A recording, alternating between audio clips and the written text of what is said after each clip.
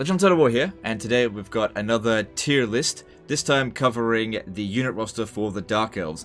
Previously we did the High Elves and you guys were really responsive to that, really appreciate that. A lot of positive feedback, not everybody agreed with it, but at least there was a good discussion around it and everyone was pretty civil, so that was really great. So more than happy to keep doing these, because it's doing well. Alright, so just a little bit of housekeeping first about how we do this, just in case this is the first time you've watched one of these videos, even though this is like the third one we've done so far. But anyway, these ratings are based off very hard battle difficulty of Legendary campaign, and it's based off single player. It's not based off multiplayer, it's not based off mods, so arguments like, but they're okay in SFO, or they're okay if you do this, or okay if you do that, that's totally fine. You don't need to make excuses or reasons to recruit any of these particular units. If you like them, that's totally fine. But this is just based off vanilla, based off the way that I've played the Dark Elves, and my experience with them. And if I put a particular unit in the trash, that doesn't mean it's a weak unit, it just means it's ineffective, or its role is redundant or obsolete or something like that. It doesn't necessarily mean it has low stats. Oftentimes, you'll have low tier units up high and high tier units down low, just because the high tier units are actually ineffective because they come in too late in the campaign, or they are countered by too many types of units. Anyway, I'll try to go into as much detail with that as possible. Or it's just simply too inconvenient to recruit, which was a lot of the thing with the High Elves. Anyway, let's just jump in now and start talking about the various units. Don't forget, we're going to mark in the time slots for melee infantry, missile infantry, cavalry, monsters. Alright, let's jump into this. Okay, and also don't forget, no legendary lords, no regiment of renown, and I'm not going to be covering Rakarth's special monsters, because those monsters aren't unique to the Thousand Moors. He just borrows a bunch of units from other factions, and some of those units are actually in here. Okay, so starting with melee infantry. Last time the melee infantry of the High Elves didn't perform very well, and it's probably going to expect a very similar sort of state with the Dark Elves. Right, the Dark Elves economy is very good, so they can afford whatever they want, similar to the High Elves, but they also have a unique sort of way of recruiting with the Black Arcs. So you can recruit from your cities, but most of the time I recruit from Black Arcs. So a lot of these units, I'm going to be rating them based on how convenient they are to recruit from a Black Arc, not from a settlement, because you should be doing your recruiting from Black Arcs if you're playing as Dark Elves, because it's way more efficient than recruiting from a barracks. Alright, starting with the most basic unit, the Dread Spear. Now I'm going to put the Dread Spear at C tier. It is a trash unit, but because it's super convenient to recruit, I'm going to put it at C, because from a Black Arc, I think they're like tier 2. Oh, no, they're tier 1, because you only need the Black Arc building. You don't actually even need a barracks in the Black Arc. And it's the same thing from settlements. If we have a look over here, this is just a Lockyer campaign I played a little while back. So Black Arcs can recruit Dread Spears just with a small Black Arc, so it's instant that was recruited. And any settlement makes Dread Spears available. So they're the only unit that just requires just the base settlement to recruit from, whereas the High Elves had access to archers as well. So the Dark Shards aren't quite as convenient as it is with the Dread Spears. That's why I'm leaving it at C. Otherwise, I would have put them down here. The anti-large and higher melee defense of other low-tier trash that you might get puts them just a cut above them, but don't rely on them very heavily, because the AI's melee cheats will stomp you all of the time. Alright, moving on to the... where are they? The Bleak Swords. Okay, I'm going to put the Bleak Swords under trash, because their only advantage over the Dread Spears is that they have a higher melee attack and maybe slightly higher weapon strength. But due to the AI melee cheats, even at the beginning of the campaign, this unit is going to be outclassed by even basic units, and you're never going to get your return on investment in this. They're just never going to be able to win most of their combats. So, because they require a barracks to recruit, they're actually tier 2 in a Black Arc, not tier 1. I just don't see any reason to ever recruit this unit. It always performs incredibly bad. They don't have an anti-infantry bonus. They just got a slightly higher melee attack. They're just an awful, awful unit. Alright, next up is the Black Arc Corsair. Alright, this one here, I'm going to put it at C tier. But if you're using Lockyer Fellheart, it's probably a B tier in Lockyer's army. This one does have an anti-infantry bonus. They're reasonably well armored, and they're quite quick. So You know what? I might actually put it at B tier. Yeah, they're kind of like the Ranger equivalent, although they're maybe a little bit higher tier than Rangers, and they're reasonably convenient to recruit. You can recruit them immediately from a Black Ark. They're not able to be recruited from a port, like the Corsair handbows can. If you want to recruit it from the settlement, you do need to get a tier 3 barracks, which is kind of irritating. But from a Black Ark, you can get them pretty much straight away as soon as you get one. So you can get them pretty early. They've got the anti-infantry there, and they've got 80 armor. They're not bad. They're way better than Bleak Swords though, so I think we'll leave it at B tier. You can rely on them a lot more than you can these other two, especially in melee. I mean, that's what they're there for. Alright, next up, let's see, what do we got? Okay, so specifically melee infantry first. Let's cover the Blackguard of Naggarond. Now, this is like the elite anti-large unit in the Dark Elf roster, and I used to recruit a lot of them, but I'm gonna put this under trash because, in all honesty, it's not very good at all. The AI use them reasonably well, but you gotta keep in mind that they have tons of AI cheats. Whenever I recruit these units and I put them into melee against enemy infantry, they always do badly. They do okay against monsters, but you have better options. They're quite expensive, they're really high tier. By the time you get them, you don't need them. They're just not a convenient unit to recruit, and they don't really provide a whole lot of support. In my opinion, you've just got better options. So my recommendation with Blackguard of Naggarond is just don't recruit them. They are a trash unit. Next up is the Hargoneth Executioner, and it falls under the exact same category. It is simply too high tier to be performing this badly. These are basically, this is like the Phoenix Guard and the Swordmaster of Hoeth with the High Elves. It's just the same problem. They're high tier, so by the time you get them, you don't need them. And they're just melee infantry. Just melee infantry in Total Warhammer 2 are the worst, one of the worst performing units in the game. You just don't need them. If you want them, get them. They do have a good anti-infantry bonus in a game that you just don't really need your infantry to be anti-infantry, so I just don't recommend them one bit. Alright, I think that's the melee infantry. I don't think I've... Oh, hang on, no, we still got more. Okay, Witch Elves. Alright, Witch Elves, I'd probably put Witch Elves under C tier, because these ones can be a little bit more tactical. Alright, let's just go into the stats of them. So if we were recruiting Witch Elves, which you can get at tier 3 from here, the thing about them is that they are anti-infantry, they're not super expensive, they've got Frenzy, but they've also got this ability here, Madness of Cain. So just having one or two of them in your army, basically causing 10% melee defense and reducing their speed, can be fairly useful. They've also got some physical resistance, so there's a bit more tactical use to a Witch Elf than there is with the Blackguard of Naggarond. Like, looking at the Blackguard of Naggarond, ignore the magic wizards just because he's being recruited into high tier Black Ark here. I mean, the only thing he's really got going for him is anti-large, and the thing is, the best anti-large weapon in the game is basically armor-piercing missiles, and that's where the Dark Elves really shine. So it's just made outdated by those units. And it's a similar sort of thing with the Hargoneth Executioner. Like, it's a tier 5 unit. Now, you can get to tier 5 in a Black Ark pretty quickly, but still, by the time you've gotten to tier 5 in a Black Ark, there are way better options, and that's the problem with the Hargoneth Executioner. The fact that it's got, you know, a decent anti-infantry bonus doesn't cut it. Just, you got better options. Alright, so I'm gonna leave the Witch Elves at C tier. They're a decent unit. You can use them tactically. I wouldn't spam them. And then we've got the Sisters of Slaughter. I'd probably put them under the same category, but you can make them very good with some characters like Hellebrand.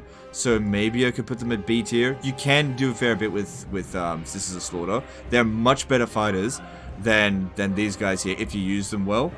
Their speed really giving them a big edge. That's another big thing with these like heavy hitting melee infantry. If they're slow, which these two definitely are like any unit that they could really slaughter will just run away from them.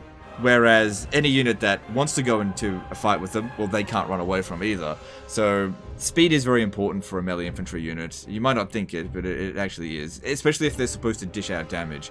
Because otherwise it's just difficult to get the engagements that you want. So that's what I'm going to rank for the melee infantry. Let's move on to the missile infantry now. I don't think I missed any of them. Alright, going on to the dark shards. Alright, dark shards without the shield. I'm going to put this at B tier. The only reason I'm going to put it at B tier is because I'm going to put this one at A tier. Because these ones here, while they are a little bit more expensive, it's negligible. And the fact that you've got a missile unit with a shield makes a big difference. In terms of their combat prowess, I think they've got slightly a higher melee defense. But in terms of their missile capabilities, they're exactly the same. So same amount of damage. I think these are a tier 2 unit and this is a... Wait, hang on, let me just confirm that actually. Well, based on a Black Arc, yeah, that's a... Come here. That's a tier 2 unit, and this one's a tier 3. But you can get to tier 3 in a Black Arc very quickly. Inside of a settlement, the Dark Shard is actually a tier 1, and the one with shields is tier 2. So you could get there fairly quickly either way, I suppose. But yeah, I'm going to leave it like that, because both of them are definitely viable, don't get me wrong. This is what you want to be going for in the early game. But this one here will definitely outshine this one just by a little bit, so it doesn't make sense to put them on the same tier when this one here is just straight up better. Then we've got the Black Arc Corsair Handbows. Where are you? There you are. Alright, I'm also gonna put this at B tier. If it was Lockyer Felhart, you could put it as under A tier, but I would say that their shooting arc and low range is really what sets them below the regular Dark Shards with shields. They don't have as much armor piercing as these guys here as well, and you really do want a lot of that. That's where the Dark Elves shine. And I'd say these guys here get outdated way before the Dark Shards do. You could have Dark Shards running right into the late game. This is a really versatile. You recruit it really early, and you could just run it all the way through the late campaign. So a really good unit for that. Alright, so yeah, I'm going to leave that at 1 B tier. Now we're going to talk about the Dark Elves' best units, right? The Shades. Now, there's 3 different types of Shades, and the thing to keep in mind is that their missile capabilities is the primary reason that you're recruiting them, and all 3 variants of Shades, regardless of what it says in the friggin' thing, have the exact same stats. Now, what I'm talking about is, if we go to the Shade thing, where is it? There it is. Now, do you see how it says in here, like, armor piercing, right? But anti-infantry, and then this one here says armor piercing missiles. Don't listen to any of this crap, okay? This stuff here is just indications. The exact stats for their missile strength is exactly the same for all 3 variants. It's exactly the same. This stuff here can be very misleading sometimes. It's just meant to be a bit of an indication. Like, somebody wrote this in, and there's sometimes descriptions in the game that are actually incorrect, and they just haven't fixed it. So just be careful about that. It's a misconception I've seen quite a few times. Great thing about Shades as well is that you can get them really early. So this one here is a tier 2 variant. And hang on, let me just confirm that. I mean, I know that's that's the Great Sword one. Is that the dual weapon? Which one's which? Hang on. Let me just confirm which one's which. So, okay. All right, that's the dual weapon one. Okay, cool. I just needed to double check because. Right, so that's the dual weapon one. That's the regular Shades. Okay, so regular Shades, I'm gonna put that under A tier because they are really good. They're just not great in melee. I'm going to put the dual weapons at Doomstack, right? And I'm going to put the Great Sword at A tier as well. Now, got to explain this because the difference of the 3 different types of Shades is really important. This unit here is technically better, but the reason why it's going down below the dual weapon one is because it takes 2 turns to recruit, whereas these take 1 turn to recruit. Now, you might not think that that matters in a Doomstack, but it does. With the Dark Elves, you want to be pumping out your armies pretty damn quickly, especially in your Black Arcs. And so having recruitment times that are 1 as opposed to 2 turns is a big difference. In terms of their combat prowess as well, it's almost negligible in terms of their actual melee stats, because don't forget, this is not a melee unit, okay? it's only as a last resort should you be using them in melee. But if we have a look at the stats, you know, if that's really what you want to do, the Shade's Greatsword have 40 melee attack, 32 melee defense, whereas the Shade's dual weapons have 36 melee defense, but these ones here, they've just got a higher weapon strength. Now, I would say that the melee defense might actually be more valuable than weapon strength because it allows them to hold the line a little bit longer. If you've got an army full of Shade's dual weapons and you're using a checkerboard formation, the ones that get caught into melee will last a little bit longer and hold the line just that little bit extra as opposed to Shade's Greatswords. Most people will gravitate to Greatswords just because it does appear to be a better unit, and in many ways it is. But the extra convenience of the dual weapons is just unparalleled. The thing about it is that if you get into a tough battle and your units get wiped out, you can replace Shade's dual weapons as you move, whereas Shade's Greatswords will slow you down to replace. Basically making this a more useful unit for campaign for fast, aggressive expansion, which is what the Dark Elves are very good at. So I would say that the Shade's dual weapons are the best variant. But, you know, feel free to disagree with me on that because, honestly, all three of them are excellent. But I'm gonna say the dual weapons ones are the best. Alright, is that the missile infantry done? I think it is. Okay, so, you know what? I don't think we need a separate section for artillery. Let's just put the Reaper Bolt Thrower where it needs to be, which is A tier. You don't need to spam them, and this is a great anti-infantry unit. This is essential for any support in any sort of missile army, because it's a good siege attacker. It's just basically a carbon copy of the Eagle Claw Bolt Thrower. You don't need to spam them in an army. I would never put them under Doomstack. I would just put them here. Good unit. Make sure you use it primarily as an anti-infantry weapon. You'll get a lot more use out of it than with the single bolt, because it just does way more damage, even against armored opponents. A lot of people do tend to gravitate towards using the single bolt because it does more damage per shot, but it actually doesn't, just because the multi-shot has so many spray shots, and even though it might not kill a lot of units, it does a ton of damage, especially if you get shot into a blob. So yeah, well, I'm going to put that under A tier. Alright, now we're moving on to Cavalry. Now we've got to get some real criticism out of the way. Alright, so let's start with Dark Riders. Alright, so there's two variants for that. There's Dark Riders, regular ones, and then ones with shields. And guess what? They're both trash. Both of them are trash. They're low tier rubbish. It's a similar sort of problem that the Illyrian Reavers had, the melee variant.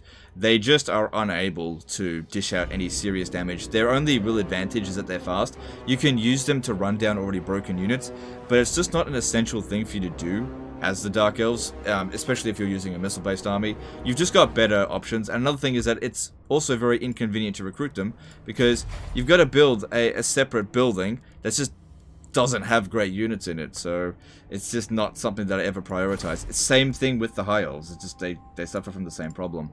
Alright, so then we move on to, let's see which one. We'll do the Doomfire Warlocks. Okay, now these ones here, despite being excuse me, despite being part of the cavalry chain, this is actually a really good cavalry unit, because I'm gonna put it as B tier, because these guys here have some spells that they cast. They hit like a truck. They're super squishy though.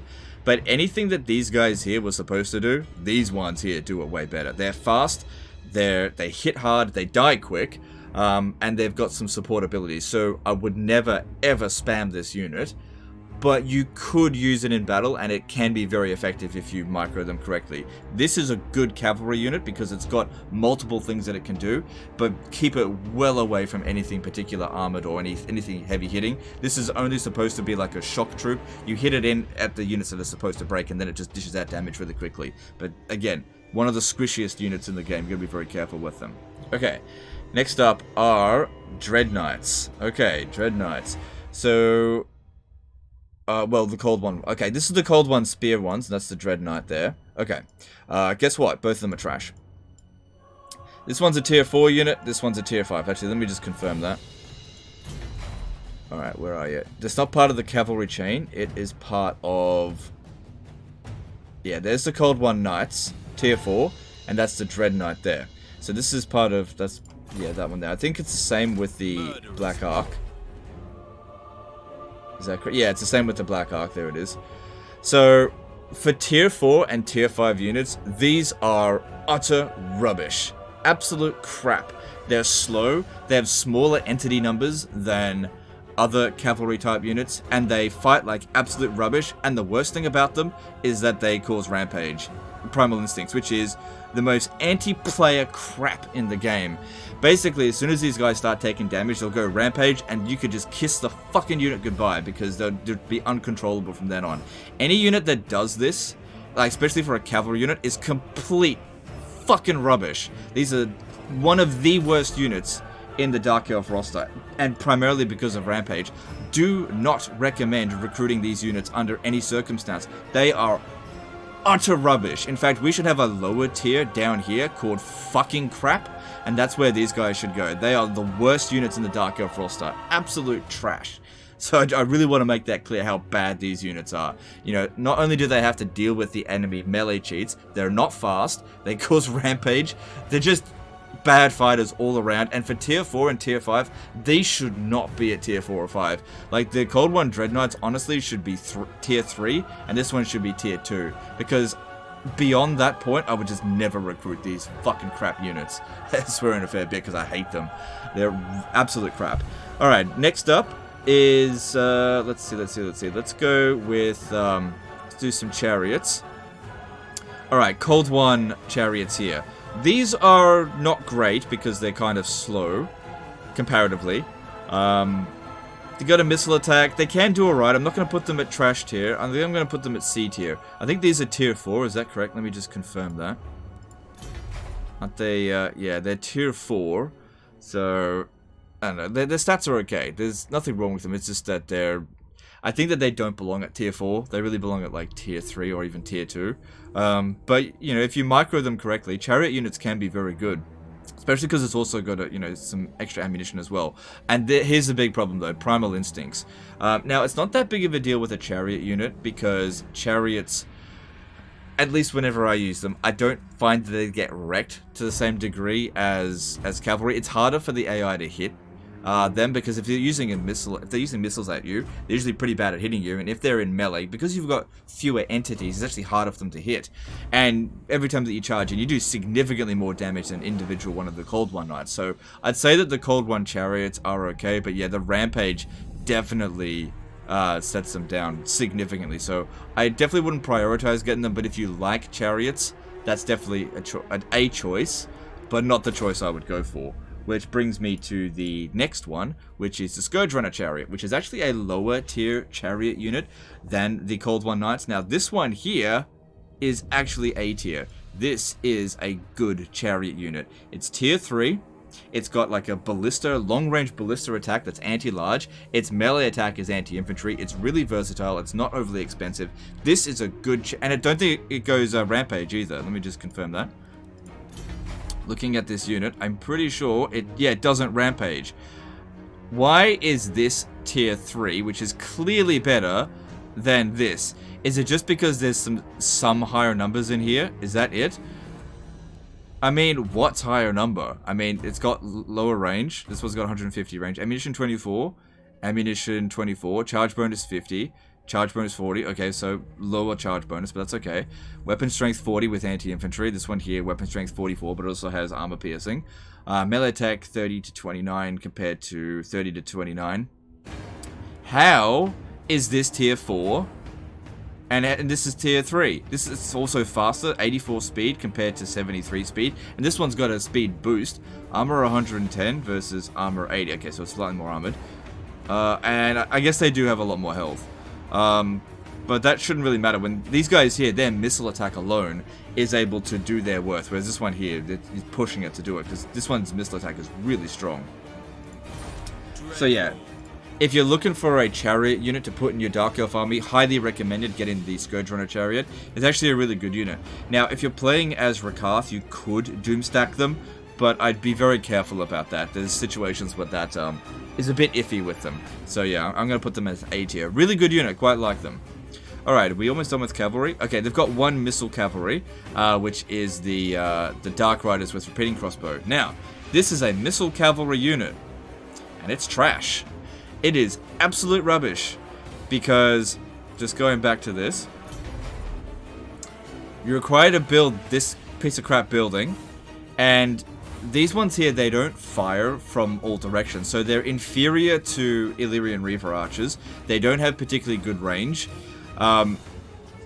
They do have armor-piercing missile strength, but in all honesty, why not just get a Dark Shard? If you're dealing with High Elves, they're going to be shooting right back at you.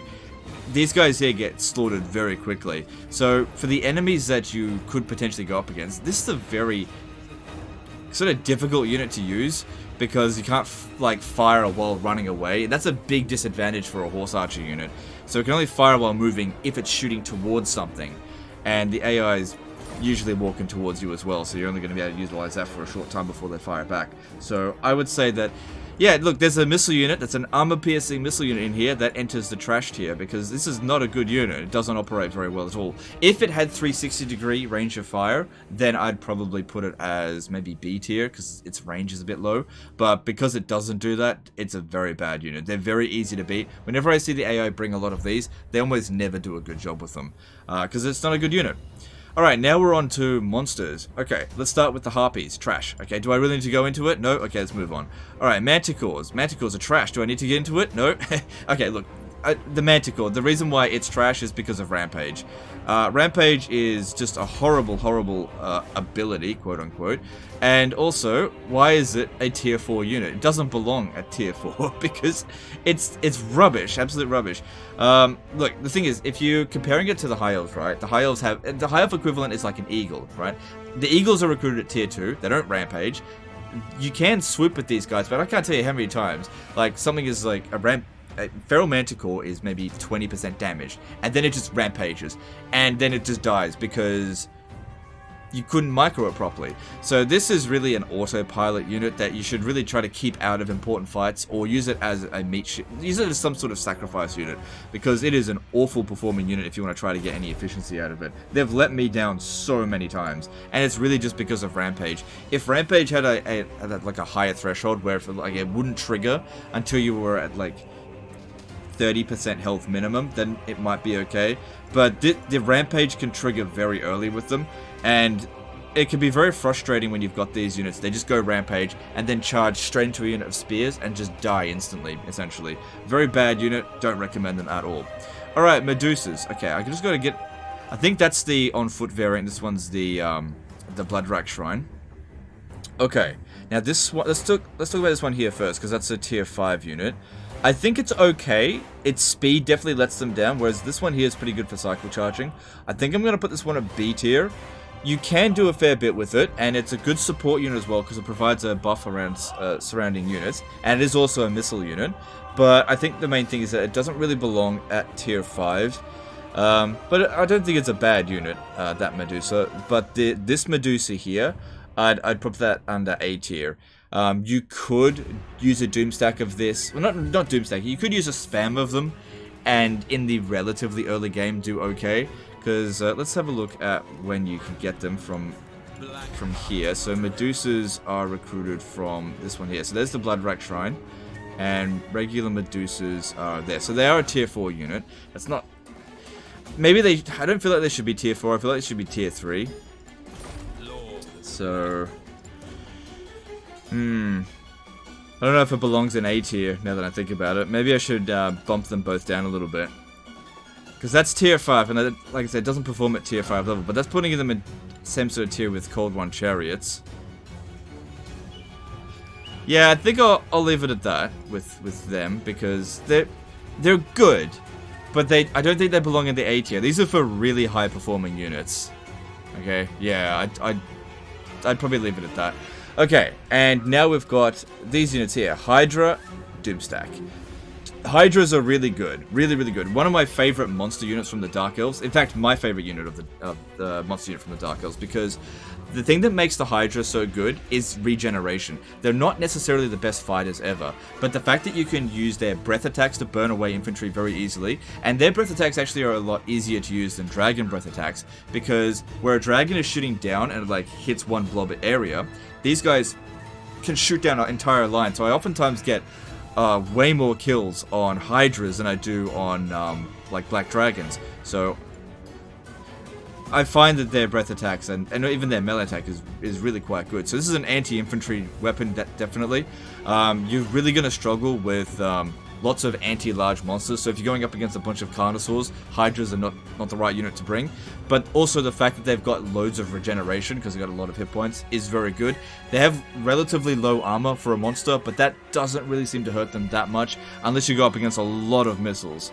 So just be wary of that kind of stuff. Then you've got the Charybdis, which I would also put as a Doomstack, but sort of like... Actually, you know what? I'm going to put it as A tier. I do think you can spam them, and it's okay, but I don't think it's as good as Hydra, mainly because they don't regenerate. They are better fighters, technically. Like, a Charybdis could beat a Hydra, but a Hydra will have more versatility against more enemies than Charybdis. And that's mainly because a Charybdis is an anti-large enemy, so of course it would beat a Hydra in melee, but it'll lose against a bunch of different infantry because it doesn't have a breath attack. It does have Abyssal Howl, but you can't. It doesn't stack with other ones as well. So having like 1 or 2 of them, or even 4 of them, even 8 of them in your army is totally fine. But I don't think I'd spam it, so I don't think it qualifies as Doomstack. And then you've got the Black Dragon here. Now, Black Dragon, I'm going to put that as B tier, because the main reason why it's not a Doomstack, because the Dark Elves don't have heal magic. They don't have life magic. Any race that has access to dragons and life magic, they can be Doomstacked. Just boosting the stats of Black Dragons is not enough, because its fundamental weakness is never really addressed. Black Dragons get shot to shit really easily. All dragons do, but if you can heal them, it's not so bad. The truth of the matter is that the High Elf Dragons are just better than the Dark Elf Dragon. There's so many situations that will have a dragon really take a ton of damage. They are very good fighters, but they also have a lot of weaknesses, and that needs to be taken into consideration. They're also very expensive, and it's a tier... I think it's a tier 5 unit. Let me just confirm that again. Yeah, tier 5 unit, and so that's supposed to be like comparing that to Star Dragons, and I just feel like Star Dragons have way more support within the High Elves roster than Black Dragons do. Maybe I'd put it as A tier, maybe. Yeah, I think we can put them as A tier. I've seen them do a lot of good stuff before. It's just I don't think they deserve Doomstack status until the Dark Elves have some way of healing them. You need to be able to heal your dragons, because the other dragon factions are the Wood Elves. They're very good at healing their dragons. And then there's the High Elves that are also very good at healing their dragons. And the Dark Elves can't heal the dragons. You need to be able to heal your monsters, which is why the Hydra is getting the Doomstack status, because it doesn't need a magic wizard. It can just heal itself, and it's fine. And when it gets low on damage, it gets another, head, and just generates a bunch of extra health. So it's very good at healing itself. Hard to kill Hydras. You have to kill it very quickly. So that's my roster for the Dark Elves. So this was a little bit different to the High Elves rating, because with the High Elves, it was mostly even. There was like 5 units in the Doomstack, and there were less units in the Trash. But I think the thing is with Dark Elves, it just comes down to personal playstyles. I mean, you could really utilize any of these units with the Dark Elves if you just had enough of them. But I think that the 2 main Doomstacks for the Dark Elves is definitely Hydra or Shades. I mean, if you really wanted to, you could do this. I just want to make a distinction that the dual weapons are better than the other 2 variants in terms of campaign effectiveness. But again, it comes down to your personal preferences. Some people will value weapon strength more than melee defense. Totally up to you. I definitely value short recruit times. That's very important for an aggressive playstyle that I have. I think it's more important to not take forever to recruit your army. You want to get it onto the front lines straight away, because a lot of times I'm recruiting in an emergency sort of situation, and a lot of people are as well. It's all good and well to just sit around doing nothing and build your Doomstack, but sometimes the game just doesn't really let you do that. You need to account for that. Alright, so that's my rating. Let me know in the comments below what you think of this. I'm not as much of a Dark Elf expert as I am with High Elves, so if you disagree with any of these, make sure you leave an explanation, because I'm curious as to what your thoughts are with this. Like, if you think any of these trash units here are actually good, tell me why you think they're good, because next time I play Dark Elves, I might try it out. But based on my playstyles, this is the effectiveness of these units, and hopefully that helps you in your campaigns going forward playing as the Dark Elves. Don't forget as well to let me know in the comments below which one you want to cover next. It seemed based on other comments from the previous one that Lizardmen is one that people wanted me to see. So if Lizardmen is what you want me to cover next, just post it down in the comments. Happy to do that next. Appreciate you guys, and we'll see you next time, fuckers. Bye.